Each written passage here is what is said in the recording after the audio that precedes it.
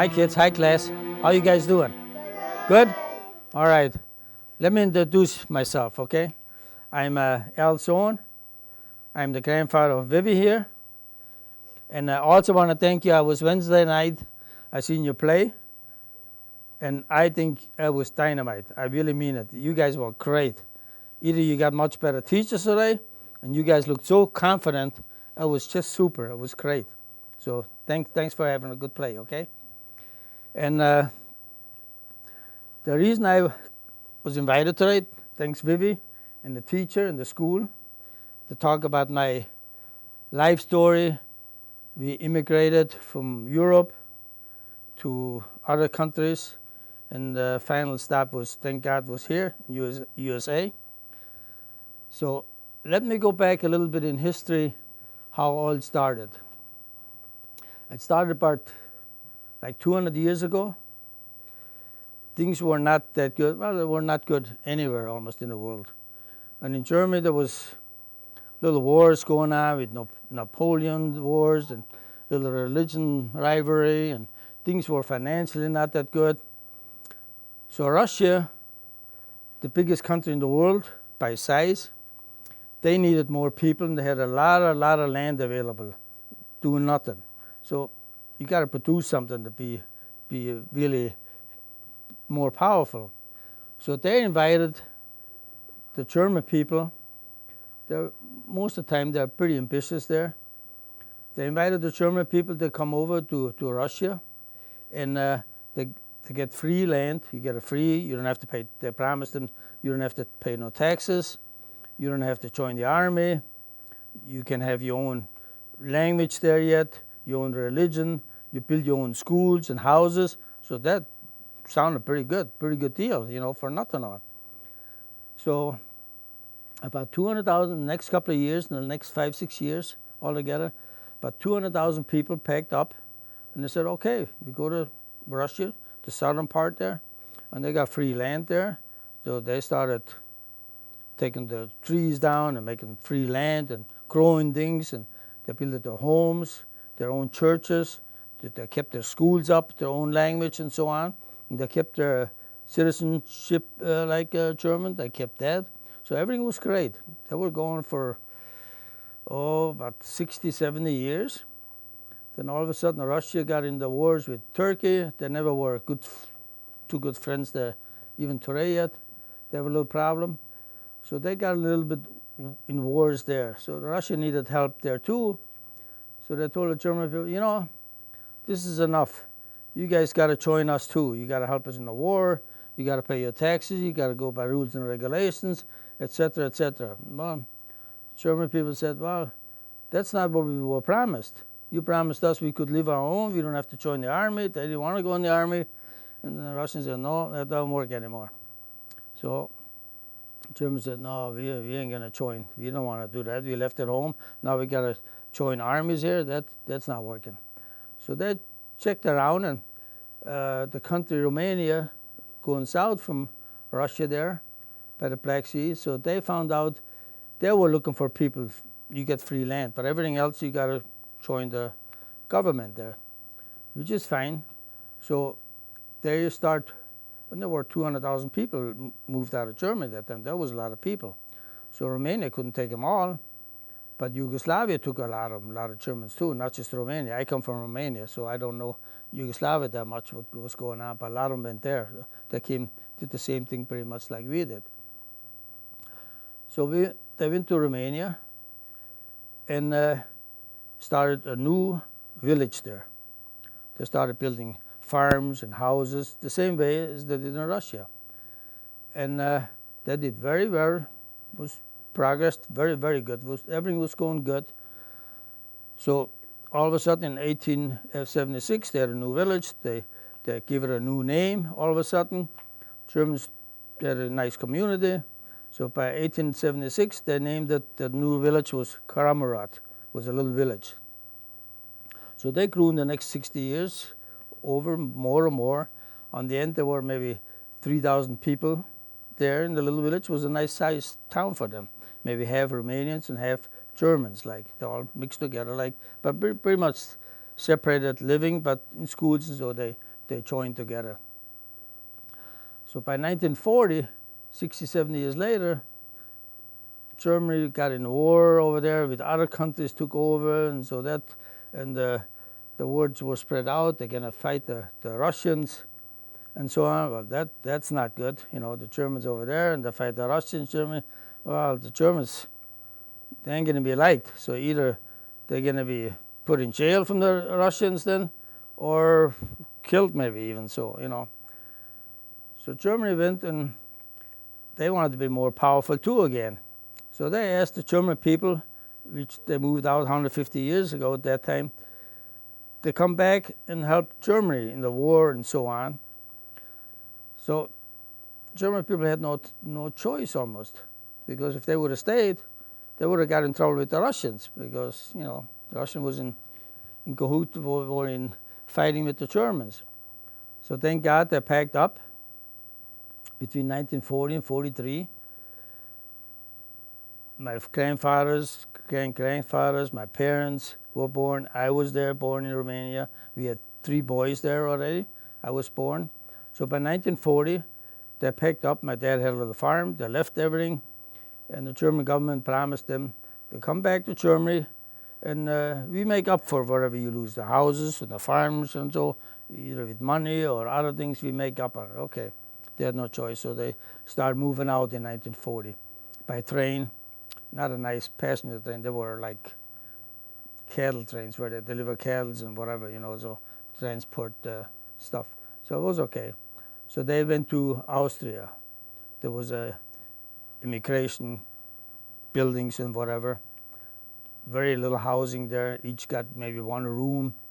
If it was a bigger room, they put a curtain through the middle, and each had a room like that. You know, it was better than nothing. So they went on for a couple of years like that, and here was my 4th brother was born, Matt. So we had 4 boys already. You know, the story came pretty often that time. We had 4 kids already. I said, wow, I'm pretty poor on top of it. But the rest of them were poor too. So we hanged around there for a couple of years, and all of a sudden my dad moved out, and they went from Austria, they went to Czechoslovakia. And he got a farm there somehow. Well, he went on the farm, and things were great. I remember we had horses there, we had cows, we had pigs there, we had a lot of vegetable gardens, and things were great as kids. So, and we had a winter time, we had horses and a big sled that Uncle took us for a ride. Oh, that was fun. It was great. Well, my dad knew it's not going to stay that long because the Russians got closer and closer. We were near Prague that time. That was the main capital of Czechoslovakia. And we heard the bombs already in the city there going on. So they had to start packing up again, because if the Russians take over, you're going to be gone. Like. So they got to get on the farms. People got to get organized. And I remember my dad went to the blacksmith down on the block down and had these iron steel rings made for the wagons. You know, these cowboy wagons. You've seen these cowboy wagons here, where they covered up around like that. My dad and the people had the same thing. Horses in the front and covered up the wagons like that. So they put everything in there, clothes or whatever they had. And in the meantime, in Czechoslovakia there, my 5th brother got born, Ben.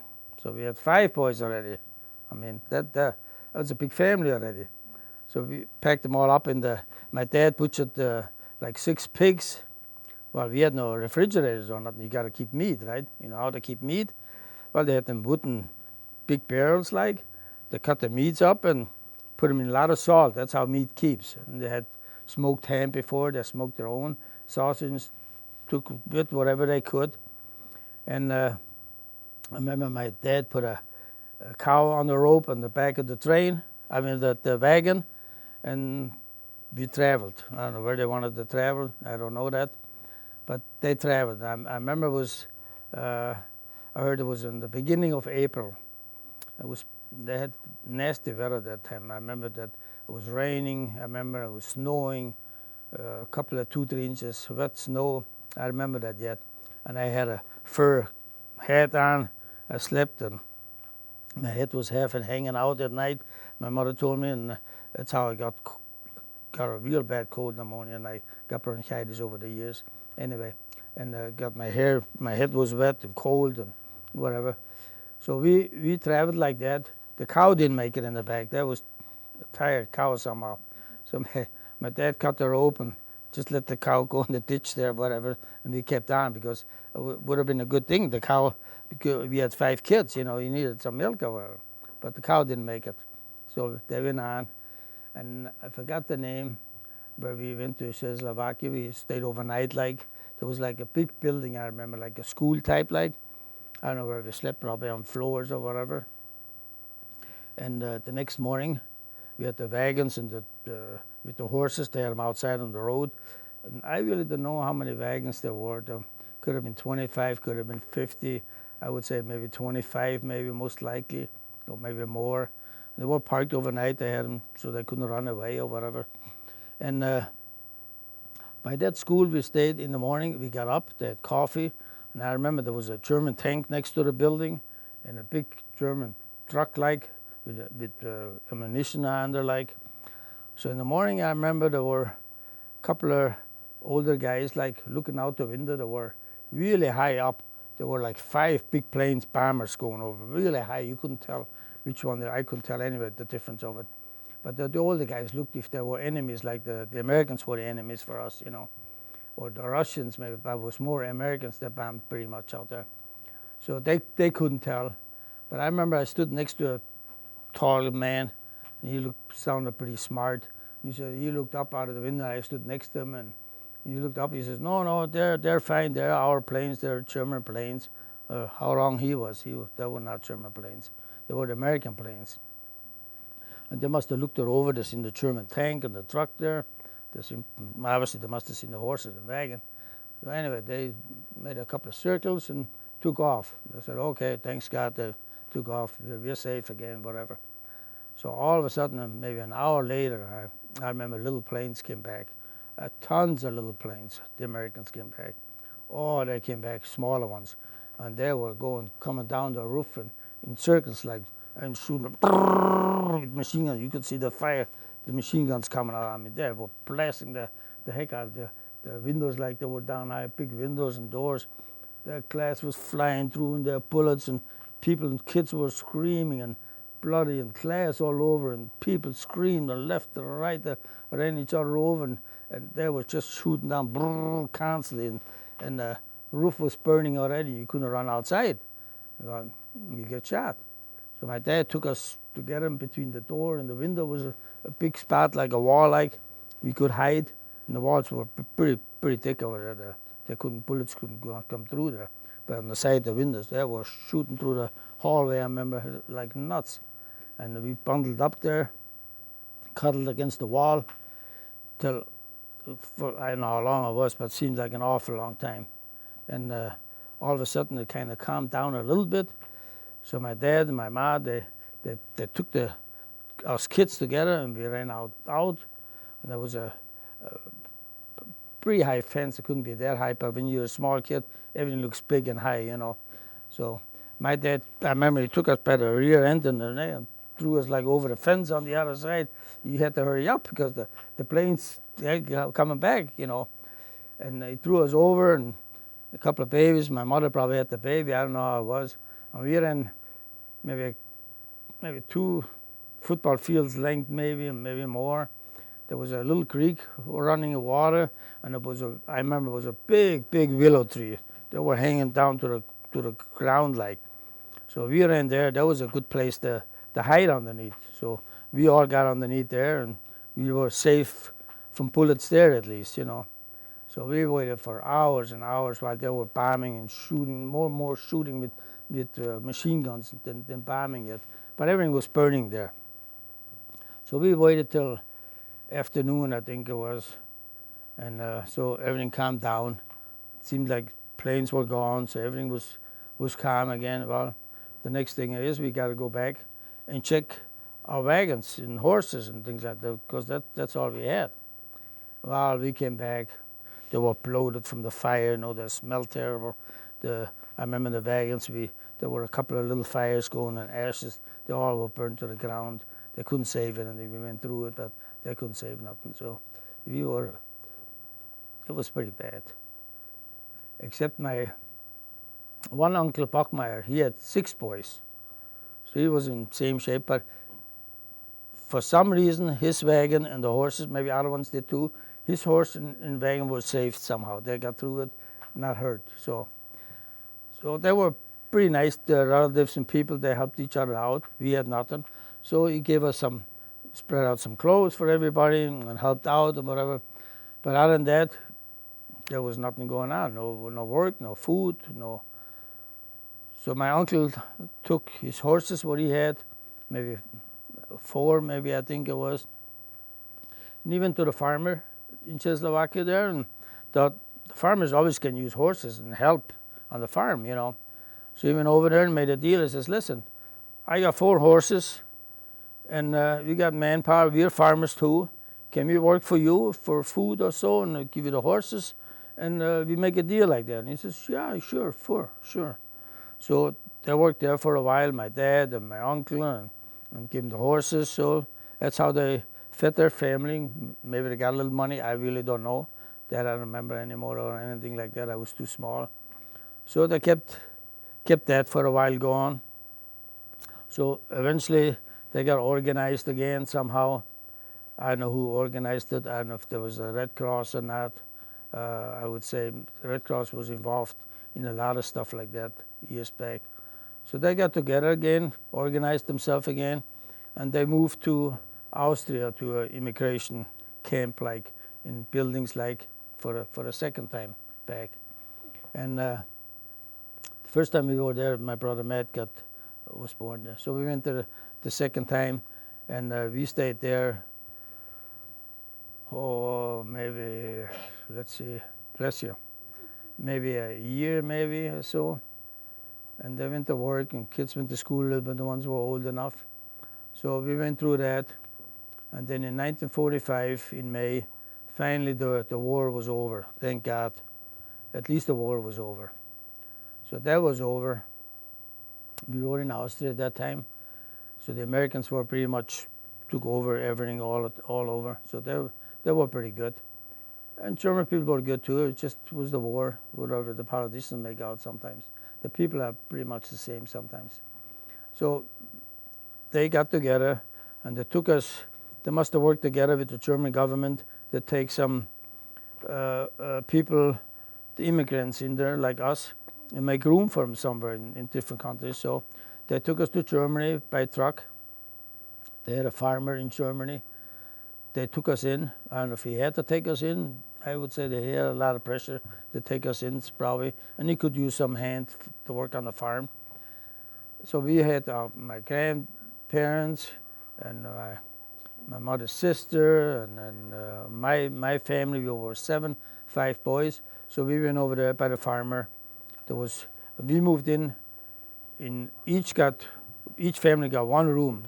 I think it used to be for the help for farmers lived up there. The help used to be the help all the time. That was empty, and each family got 1 small room. And I don't mean 1 room for a family like today. You guys got all bedrooms of us. We had 1 room for 7 people. That was everything. No closets or nothing. The closet, they had a red curtain, I remember, across the corner like that, and behind the store, whatever they had, you know. And we had no washrooms inside. We had an outhouse, about, I would say, a good 50 yards out. And it was pretty nasty at night when you had to go out, so you better didn't go out. They had a bedpan underneath the bed for the kids, you know. Unless you had to go big, then you had to go outside to the outhouse. And that was pretty cold at night, going out the outhouse. So we were in a room. We had steel bunk beds, very small, you know, but bunk beds steel, and 2 kids in each bed. So one stayed on this side, one laid on this side. So you had your stinking feet from your brother in your face all the time somehow, you know. And that's how we lived. And you know what mattress we had? we had like a big sack, like a parlep sack, big one, there's a slit on top, and they filled up the sack with a lot of straw, you know. And it's not bad when you stay on there, you know. Only after a while, that straw gets to be like this. You like in a half bathtub you lay in there, you know, and two of them in one bed. Holy cow! There's not much room. One lays on top of the other one, you know. But it is what it is. And the next morning, my ma used to fluff it up the straw a little bit till the straw is pretty much all kinked up or small or whatever. They used it for heating up in the stove, and they got new straw, you know. And the stove, one stove was in the kitchen, even a bed in there, and that was shared by 3 families, one stove. They had to cook on there and everything, with 3 families, and a lot of kids around. So they had to get along pretty good. It's the kids, yeah, you're poor, but if the next one is that poor, you don't know that much difference. You make most of it, make your own fun, but it had to be very, very hard for the parents, you know. You know, like your parents, they give you the food, the clothes, but you don't know sometimes how much they work for, or how much is involved really for the parents, you know. Must have been for our parents, must have been pretty hard, a lot harder than for the kids, because it's the parents' responsibility more likely to take care of the kids. So we lived like that for a couple of years, but we had a lot of fun too with the kids. Oh, we made our own fun, like, you know, we had no toys or nothing, but we made our own fun, like jumping on the pig's back and ride him until you fall off in the mud or whatever, you know, and the farmer came out and chased you again, you know, or threw rocks at the horses we're not supposed to, and things like that. We made our own slingshots and stuff like that. We played we were next to the woods, the woods were not that far. We used to go out in the woods by ourselves. It wasn't today that a lot of bad things happen on the street. There was no shooting going on by us, and so people were poor, but they respected each other. They didn't steal from each other. Nobody had any locks on the door, so you didn't lock it. You didn't have much to steal anyway. But if somebody did have a bag, they had no locks. People just respected each other. That's how it was, you know. So we went through that. We made our own fun, and I remember the one time the adults, they butchered some pigs there. My uncle's dad helped for the farmer, and we played soccer. You know, but we never had a ball to play soccer, but we all played soccer. You know what we did? We found a bunch of old racks, and racks were hard to find because everything was recycled in the old days. Everything, glass, racks, you name it. Everything you brought in, they give you a little money for it. They got recycled because the country was bankrupt. You know, they had nothing. Everything was bombed out, and the industry was bad and whatever. So everything was recycled, but we got some racks together and got a string, put the string around. That was our soccer ball. It was fine. We had a lot of fun. Played in the gravel barefoot, you know, and whatever. It was fine. You couldn't use your shoes because you had to use that for school, for the church. You know, you had to save your shoes. So we played barefoot most of the time, you know. And so we had a lot of fun like this. Or I remember the one time the farmer had a big house, like a chicken coop, like house, like where the chickens were in to lay their eggs. Well, it was hard to get in there. They had a fence. So when you found outside, the chickens got out and laid their eggs in the field. We used to collect them. Found one or two. We brought them into the farmer's lady, and she was glad we brought the eggs in, and she gave us a piece of rye bread with butter on there. Oh, that was great. You know, it was great. So we sent my brother Matt. He was smaller.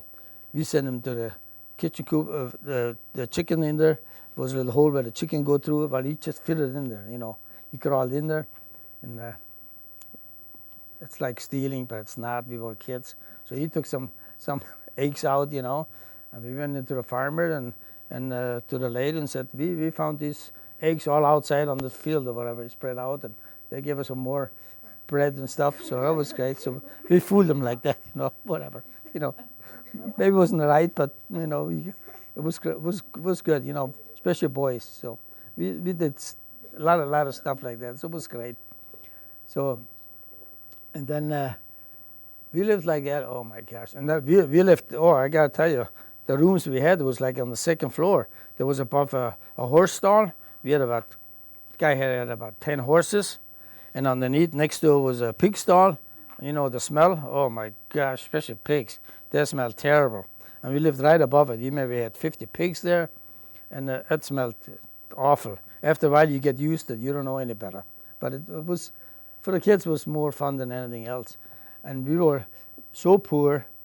On the beginning, we lived next. We were very Catholic that time, very religious. My parents and grandparents, so they wanted to go to church, of course.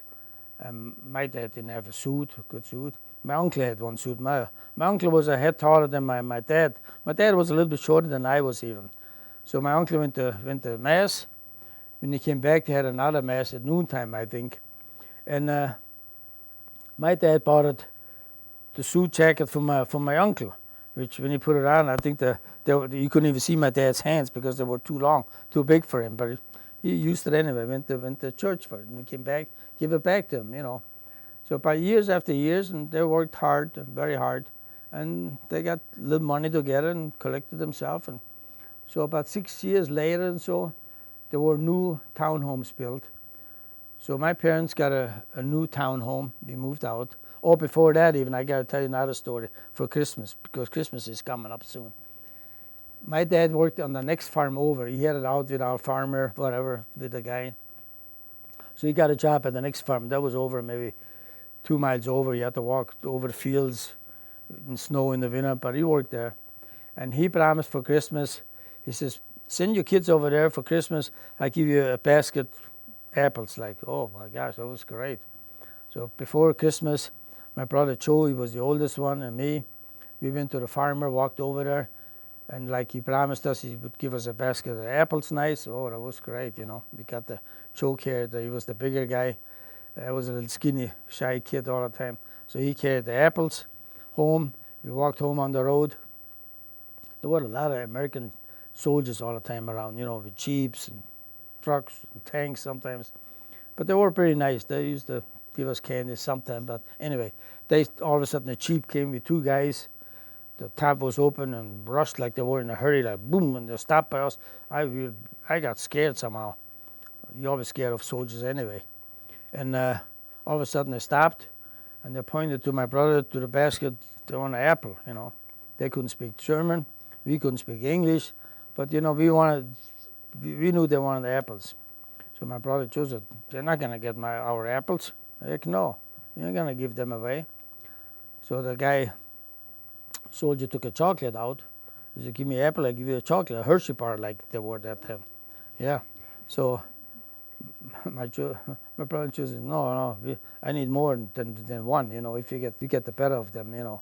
So he gave us a whole bunch of chocolate my brother took for one apple, you know. So the other guy wanted an apple too, so I got a little bit tougher too. I thought, okay. So he wanted an apple. I said, well, you give me chocolate too. So he wanted to give me 2. I said, no, more like him, you know. So he gave me a bunch of chocolate, and I gave him 1 apple. Oh my gosh, that was a great deal. What deal did we make? That was great, you know. So they took off, and my brother Joe said, boy, Al, he says, did we rip these guys off, you know? We got for so many chocolates for 2 apples, you know. But we didn't rip them off. These guys had more chocolates and candies what to do with, you know, these GI, the American soldiers. But we never had any chocolates, you know. And we gave them 2 apples. They just wanted the fresh apple. But we thought we made the greatest deal. We ripped these big guys off here, the soldiers. We looked tough, you know. So we took them. Oh, we were so proud. We were happy. We took the chocolates home, and they had a Christmas tree already, which they took out of the woods too. They chopped it off, and they're not supposed to, but they did. They covered up the trunk so with moss and dirt so the farmers wouldn't see it, but he found out anyway. But we had a Christmas tree anyway, a nice one. They had open candles under, I remember, fire, which you're not supposed to either, but that's how it was in the old days. And we hang the chocolates on there and the apples on there, and they had them little aluminum foil strings, like, what do you call them in the old days? Pencil, that's it. We had a lot of that. The tree was full of that. That was the cheapest thing you could buy that time. And they put a lot of chocolate and the apples on it. Oh, that was great. We had a great time. That was great. So finally we got a new townhome in the same village there. We had 2 bedrooms, a kitchen, and a bathroom. Oh, I remember my mother was so proud later on. She always told me, she says, she was like in heaven. We finally got our own apartment, like. And there was one stove. You always had to have a wood stove, like, coal, wood, pine cones. Our woods were so clean. That was so nice to walk through because every little branch was laying there, or you could reach the break off. You used it for burning in the stove. Pine cones now, they were so cleaned up. You could see the birds flying through and squirrels running around. We were shooting at the squirrels with slingshots. You're not supposed to do that. I don't want you to do that, but we did as boys. So but the woods were so nice. I remember, oh, that was great. And so they used that. And my mother had one stove. In the bedrooms, they were cold. Oh my gosh, what they cold! They kept them closed during the day, so there was enough heat in the kitchen, so you could save some wood and so. But at night, they opened them up. But in the wintertime, they were cold. My gosh, we had them big feather beds, them down covers. Like once it warmed up, it was okay. But getting in there, oh my gosh, was that cold! So what they did is, my mother, they took them old beer bottles. There were glass bottles years back with the tops. You probably never seen them. They had tops on where they stayed on, with their rubber casket, like, and you open them up and they stayed on and you close them up. My mother used to heat up the water, put hot water in there, close them up, and threw them in our bed. So that was our hot water bottle. But that worked. It worked pretty good. It was good. So we lived there for a few years. And I was in 7th grade. And I started school because of the war. I started school, grammar school, 1st grade, a year later. So I was in 7th grade. I was 14. And my teacher came to me and says, listen, Al, he says, you're a very good student. We were pretty decent. We always listened to and stuff. And but I tell you one thing, the teachers in the old days and the parents, they were much, much stricter as today. You got nice teachers today. They're all very friendly. They're very helpful. But in the old days, they were very, very strict, I must say. They were very, everything was very serious. They told you something to do, you had to do it. They didn't want to explain it too often.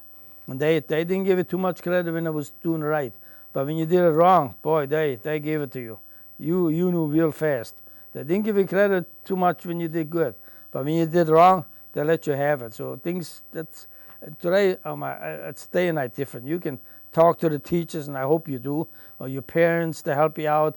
They're much more buddy friendly, which is a good thing. You can come to the problems. You have a little problem, you can work it out with them. Not saying the parents don't have, parents have problems too, more than you think, and teachers too. Don't kid yourself. They have problems. They just don't tell you guys because they're supposed to take care of you, But they work it out, and you can work it out. You can work it out too. And if you don't, you just go to the parents and talk to them, or the teachers. They're so helpful today. It's a good time today. It's a very good time. So I was in 7th grade. The teacher came and says, Al, you're a pretty good student, and you handle yourself pretty nice. And he says, if you want to skip 8th grade, you're smart enough. I think I could let you go, and you can go to work. I said, boy, I didn't know I was that smart, but okay, fine. So, all right. I said, okay, I didn't mind school, but, it's not the greatest thing you want all the time. You like school. You're out of whatever. All right, I go to work. I didn't know what I wanted to do, but I was a skinny, scared kid. I always wanted to work inside, not an outside guy, not construction or nothing. Forget that. I wanted to be something better. The office, people were always looked up to a little bit. That's what I wanted to be, in the office, all right? So I went to the next big town with a train. It was about 10 miles away. I walked around. I don't know. In that respect, I was pretty gutsy, even though I was a scared little kid. I looked for a job of my own. I was 14 years old only. I don't know how the heck I did it even. So I walked around, and I remember it was a big picture window, like a little storefront, something like it. It was an office, and people had like drawing boards there, and they were like architects, drawing lines on the paper and this, and I watched them through the window. And I thought, boy, and I kept watching them. I thought, boy, if this is the job, that would be okay for me. I can draw lines, no big deal, right? Teacher said I was smart enough, that's fine. So I kept looking and watching how this guy draws lines and this or whatever. So all of a sudden there was a lady and she waved me in there. Well, I didn't want to go in. She says, come on in. So I go in there. She says, what are you doing? What are you up to? I says, well, I'm just watching you guys. She says, what are you looking for? What are you doing? I said, I'm kind of looking for a job. Like, she says, you looking for a job? She says, she knew I was a little kid. She says, do you know what this is? I says, yeah, kind of. Drawing lines here. I said, see, you know, I can draw lines. I thought, the heck, I'm supposed to be a smart kid. Like, she says, you can't do that. You got to go to school. I thought to myself, what the heck are you talking about school? I just came from school. The teacher told me I'm smart enough. I'm done with school. No, you got to. What do you got? I said, well, I got 7 years grammar school. Oh my gosh, she says, kid, you need a lot more school for that stuff. I said, school again? What do you mean school? She says, yeah, you got to go to school, to middle school or whatever it was. I said, how do you go to school? What do you do there? She said, well, you go there, and you got to take a test. So I figured, all right, I go there and take a test. If you pass, then you can go to work. No, it wasn't like that. There was a test, so you get accepted in school at first. And most kids were, I go in there, took a test. There were like 50 boys in there. And there was an opening in the first 4th, 5th row. I wanted to go more back. I was shy. I don't want to be in front of the professor there, you know. So, okay, I take the test. I thought, what did I got to lose? I need a job. So they give us the test, the booklet. You got to fill out the questions, you know. I sit there and they gave us, I don't know what it was, 2 hours maybe or whatever it was. I forgot, something like that. So I sit there, open the one page. I read through it. I don't know what the heck they're talking about. I didn't know one word. I don't know what the heck they're talking about. All right, maybe later. Go to the 2nd page, the 3rd page, 4th page. I have no clue what they were talking about. I said, what the heck is going on? I went to school. This is not, I don't know anything about that. So I said, what the heck I got myself into? So I was ashamed to get up and say, I don't know anything like that. I don't want to look stupid, you know. Seemed like I was stupid for that thing, but I didn't want to admit it. So I waited. I figured this is about half, 3/4 through the time. This could be, if a kid is really smart, he maybe could turn in his papers. He could be done. So I played it smart, waited. So I closed my book like I'm finished. I'm real smart, right? So I bring my book in the front to the professor. He was a little bit higher up there. I put it down. I didn't have one question, nothing in there. And I put it up. I said, thank you. And I walked faster to the door. So I got out of there. So, oh my gosh, thank God I got out of there. Not one answer I had. So, okay, that's out. That job is out. So finally, the post office, they wanted the same thing. That didn't work. So I finally had a job in an office, like an accountant like. So that was great. You put your apprenticeship in the 3 years. I went like 2 days, full days to the trade school. You learned a lot. And 3 days I worked in the office, like shorthand, bookkeeping, and things like that. Oh my gosh, that was great. That was a looked up job. But I hated the people who were in there. They were too bossy and always serious, and you were not like a team. They bossed you around a lot. You're a little kid, and so I couldn't stand these people. They were just awful. You couldn't talk to them or nothing. Not like today, when you have a problem, you talk to them. So anyway, in the meantime, my dad asked to go to United States. My relatives came over to Chicago already, and we didn't get called. So my dad goes to Munich, the headquarters by the Americans, and asked, what's going on? I said, my relatives are over there, but I didn't make it. He said, what's going on? So he says, come on in. So he looked, the papers were down on the bottom in the list, but he said, there's a reason for it. He said, what's the reason? He says, well, you got 5 boys, they're not old enough to work. And if you go to the United States and you get sick, you got 5 kids, who's going to support you? But now it's maybe time. Now you got 2, 3 boys, they can help you out working when you get sick. Okay, fine. So we were there. I worked in the office. Then all of a sudden my dad came and rang the bell. He says, Al, he says, I got good news. We got accepted. We're going to go to the United States, maybe in a very short time, couple of months. I said, hooray. I got out of this joint there. I didn't want to see these people anymore.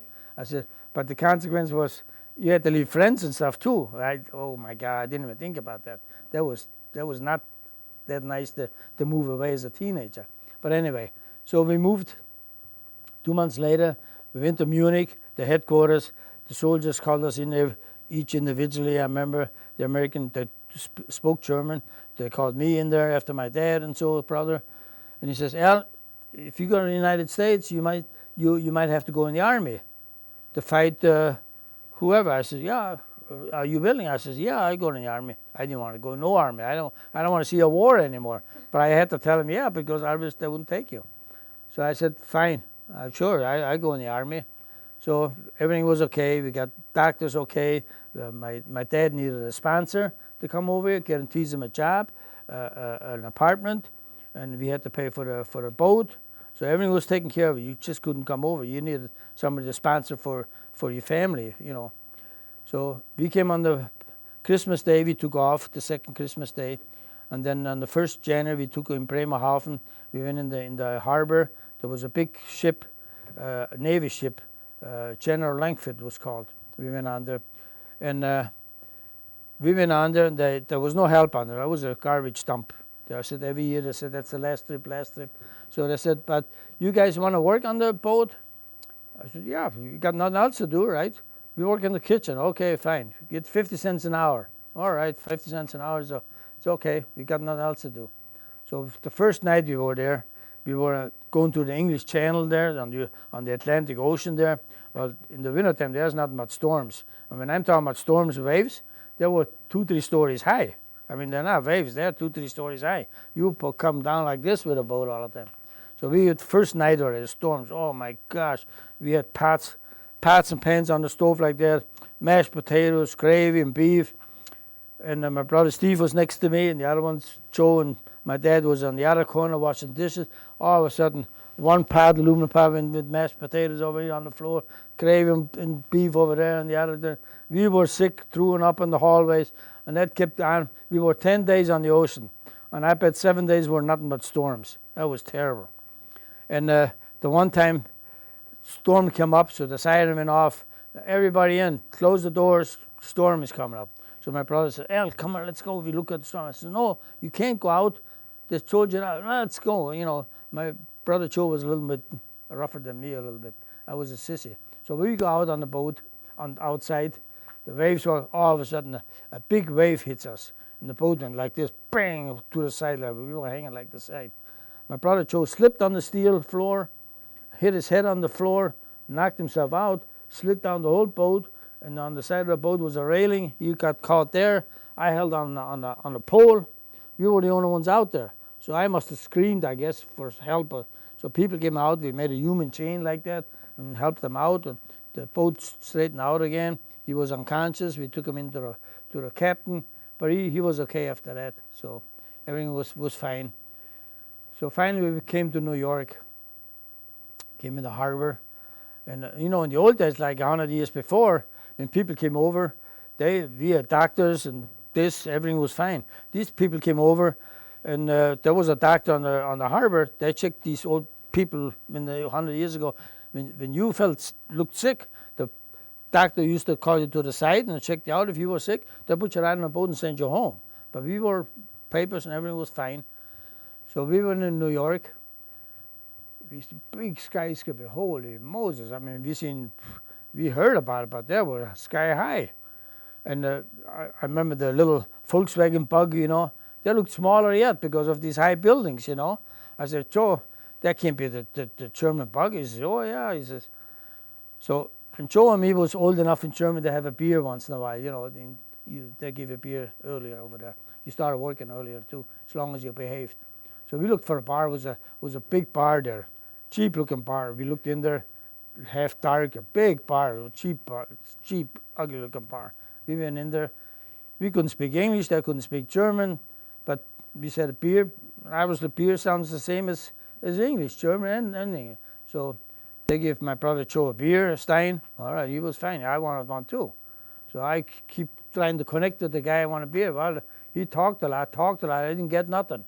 The next guy comes, talks a lot. I didn't get no beer. Third guy comes. He finally brings me a Stein, a dark one. I thought, oh, that's a dark beer. That's Bach beer. It's supposed to be stronger yet. I didn't want a stronger one, but it's dark beer. Okay. I took a sip. Holy cow. That was not a beer. It was a root beer. I never had a root beer in my life. I mean, it tasted terrible. You know, if you're not used to it, it's terrible. I said, Joe, let's get out of here. They want to poison us, I think. You want to taste it? No, I'm not going to taste it, he said then. So we left. We get out of there. I thought they want to poison us somehow. So we got on a train and went to Chicago here. We had a lot of relatives here. And then we started settling down. We had an apartment. It was great. And after 1 week, well, I made my test at home as an accountant already earlier, again, out of school, because I thought if I passed the test over there, I get to work in the office here. I forgot I couldn't speak English, not a word when I came over here. So I made the test over there. I just made it. Not in high flower thing, but I just made it over there. I made it earlier. So I didn't study enough of it, but I made it by. Well, that didn't do me no good. I couldn't speak English. I said, okay, where are you going to work? I finally got me a job on the south side in the Stepan Chemical Company, very south. Took 4:30 in the morning. I got up, took a bus, changed it twice. Oh, it was cold in the morning. The winter was awful here. It was much colder than at home, I think. And I froze my butt off. 4:30 in the morning, it was dark. Took the CTA bus. We worked in the factory. But I liked the factory. They really accepted me good. I did my job, and I liked them. They liked me, and I did a good job and stuff like that. I worked myself up, even as a supervisor, and I was only 18, 19, 20 years old. I thought, wow, that's pretty good. You get to be boss over these older guys, you know. But they liked me. I remember the one time I filled up the line there, and when it was filled, I sat down for 2 minutes, and the boss came by. He was like German-American guy, speak German. He had a white shirt on all the time.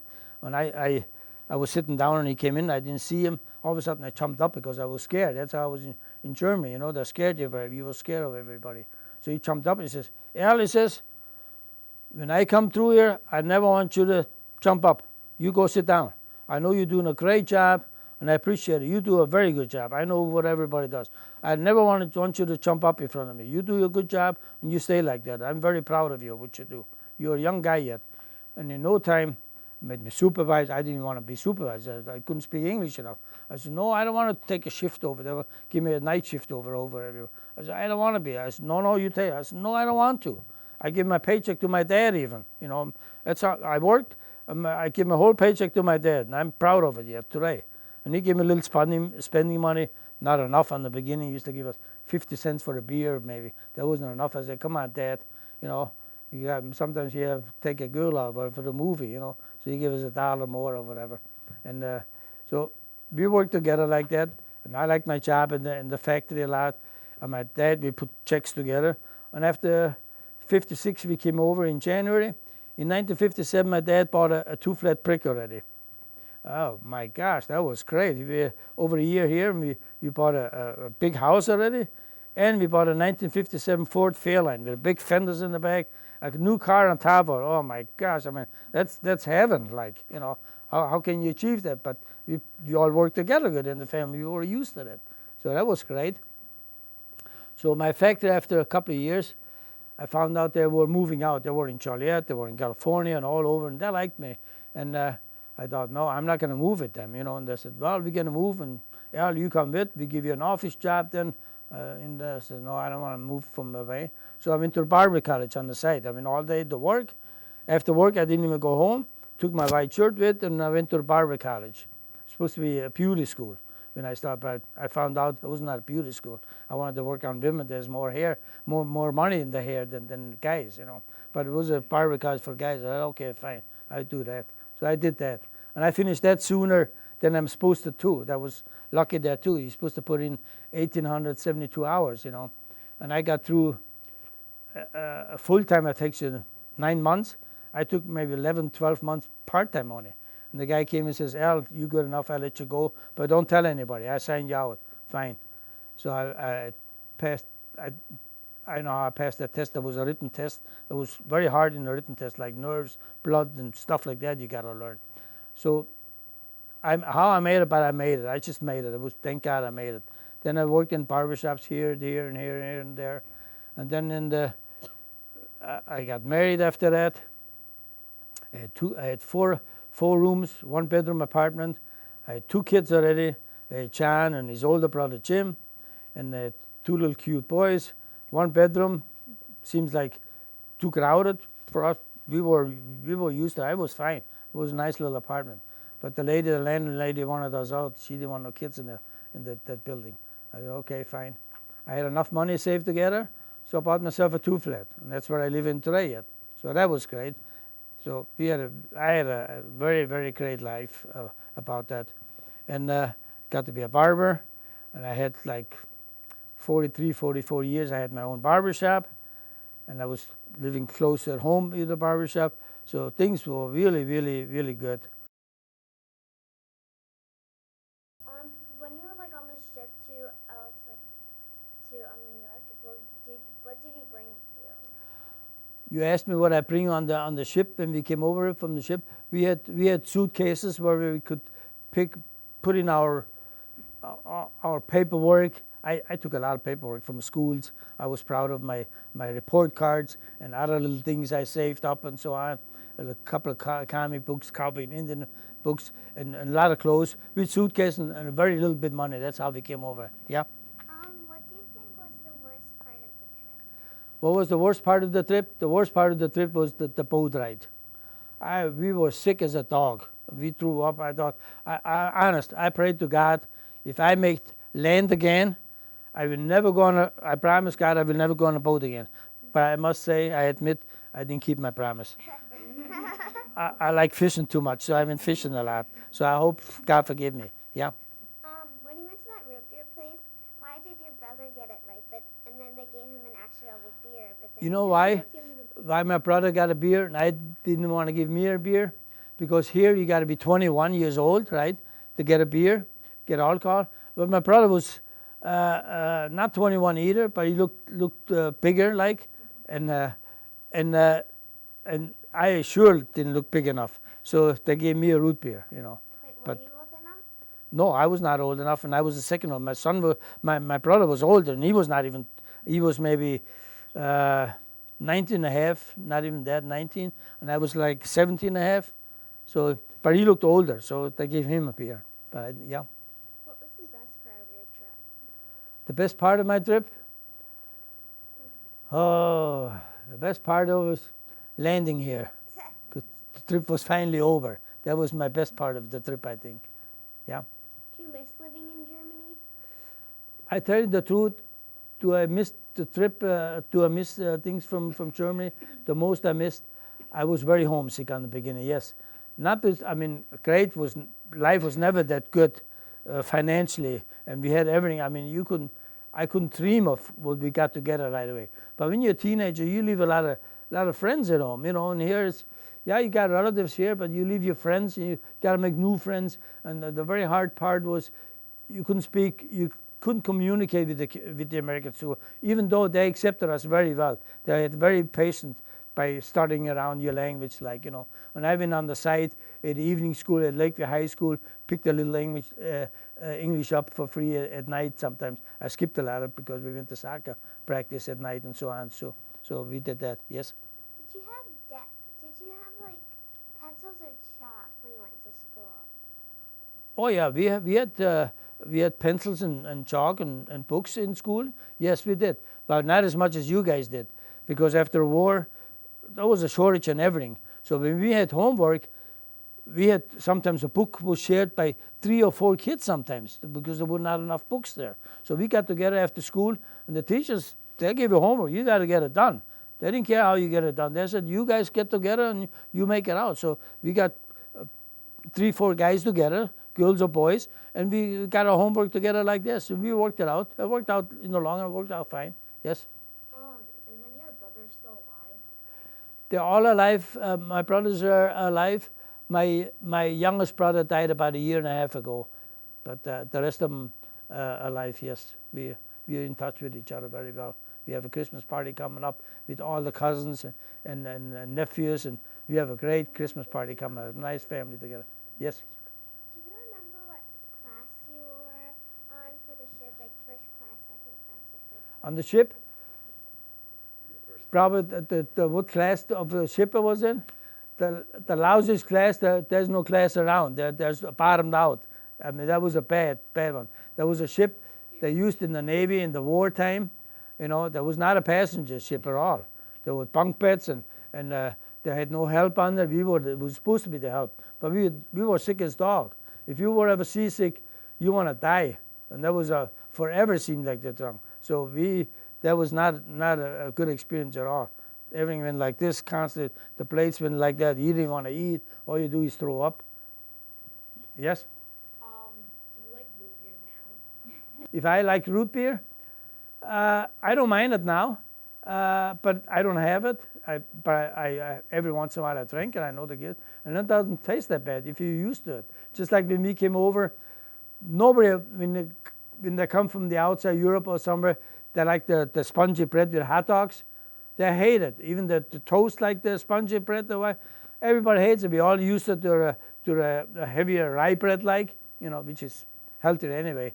But now I wouldn't want a hot dog without the spongy bread. You get used to it, like everything else. Yes. Let him. Excuse me. What was your favorite food when you came here?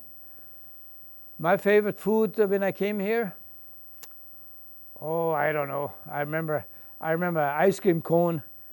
With my boyfriend, we went to the hot dog stand, and we had a big ice cream cone for 50 cents. I thought, oh my God, how big of an ice cream can you get? The soft ice cream, how big of an ice cream can you get? And the pizza was another thing, was great. And little by little, we got used to with the hot dogs, and they're actually pretty good. They're not the healthiest, but they taste good. Yeah. Do you like beer now? Do I like beer now? When I'm really thirsty in the summer, I'm not a real beer drinker, but I have a beer once in a while. I have another drink, I gotta admit. Every once in a while I have one. The doctors say 1-2 is good a day, but I don't even have that. And I never smoked. I used to smoke a cigar once in a while when I've been fishing, which is not good either. And I had bronchitis, bad lungs anyway. But I inhaled a lot of smoke when I worked in a barber shop. I had a small shop, and in the wintertime the windows are closed. And I had a pretty shop. I had 5-6 people waiting, no appointments. They just waited for me, and I'm thankful for that. I had best job in the world. I liked it a lot, and I was busier than I ever expected. So I made a decent living for a blue collar worker. So I was great. Yes. But I inhaled a lot of smoke like that. Yeah. Can I be an American citizen when? After you're here 5 years. You can go for a test. They give you the test, when the country was born and this and that, and so you got to study that. And it took me a little more than 5 years. You know why? I wanted to be a citizen, but whenever there's school involved and you didn't learn the language here, you're always afraid you don't pass the test, so you push it out as far as you can. So it was a little bit more than 5 years, but thankfully I had enough guts to do it, and they passed me. Every once in a while, they did not pass somebody. So anybody else? Yep. The chocolate the soldiers gave Yeah. you, was it milk or dark? The chocolates that the soldiers gave us, they were milk chocolates, the Hershey bars, I remember. Yeah. So lucky. Oh yeah, that was great. And I tell you, we were a little scared of the soldiers, but every once in a while we had a train station. Everything was trains pretty much. Nobody had a car. Bicycles we had. We didn't even have bicycles, but other people did. And when they stopped at the train station, some people were hanging out there, and the soldiers were on there. You were a little scared of soldiers as kids, but they were fine. They were friendly. They threw us a lot of candies out, and we ran over each other. We picked candies up. Yes. Were the apples good that you got? Were the apples good? What we got? Oh yeah, they were very good. They were very fresh, and you know, a lot of apples in the old days, they didn't use no fertilizer or nothing like today, which causes a lot of cancer and so for bugs and so. Them years, half of the apples on the orange trees, they were wormy, but even so, we didn't throw them in the garbage. You took an apple with a worm, you know where the worm was. You cut it out with a knife and throw it away, and you ate the rest. Or, as boys, you know, boys are boys. We closed our eyes, and we know the worm was in there. We ate the whole thing with the worm. We just closed our eyes, and that's how we ate the apples too. How many apples did you get? In the basket at that time? Oh, I don't know if there were maybe there were 20, 25 apples, maybe the apples in the basket, like. But that was fine, but the chocolates were more important to us. We got a lot of chocolates. The question is, was I happy to come to America? It was great to come to America, even though I was a little bit homesick on the beginning. But the situation here, in money and the way my family grew up, we helped together. I mean, it's unheard of where kids go to work and give their fathers their whole paycheck. My dad made 3-4 mortgages together, and after 3 years he had the 2-flat. He sold it for a good profit, 30% maybe, and then he wanted to have a bigger house, bigger building, and he bought a big like a big Victorian-style frame house. They were not that popular at that time. With a lot, teared it down, and he had a 6-apartment brick, brand new building built with a 8-car parking lot. And that we had that till my mother passed away like 4.5 years ago, and that was a very good income. So my dad achieved a lot, but he always appreciated. He always told us with our help, he couldn't have done it by himself that far either. So I'm very happy I could have helped my dad. And because kids who always blew their money unnecessarily anyway. He kept us wherever we could do and gave us cars and this, and finally, you want to take a girl out too, you need a car sometimes, not with the bus all the time. So things were, as a whole, I had a terrific life, even though it looked scary in the war, like when they were shooting down on us and so. But people say, do you have bad dreams? Yeah, you think about it. It's mainly experience and stuff like that, and it seems like I had a problem life. No, it was not. I had a very happy life. I'm the only problem, my biggest downer was 8-9 months ago. My wife passed away. Sorry. But my life was very, very happy, I must say. So anybody else? Is there anything you guys want to say to Mr. Sohn? Thank you. Yeah, you're welcome. Yeah, thank you so much for sharing your memories. I'm glad you called me, and it's an honor to do it for you. That's very nice to meet you. Thank you. Nice to meet you. And I must tell you again, I really enjoyed you played when it was a Thursday night. I really enjoyed it. I think you kids were great. I mean, you have a lot of confidence. Yeah. Oh, I remember her. She had the yellow thing on, and you had a lot of confidence. I must say, you were very good. I remember you. Yeah, you were great. So I hope you kids all enjoyed it. And who didn't enjoy it? You all enjoyed it? I'm glad it's over too. I tell you the truth. Wait, did you like America? Pardon me? Did you like America? I liked America a lot. Yes. The only thing I was a little homesick, but I got over that. But I liked it a lot, and I'm thankful to my father, my parents that came over here. So it's been a great run, and I got a great family. I got great kids. I got great grandchildren. Vivi's one of my favorite. I'm glad she invited me. So it's been great.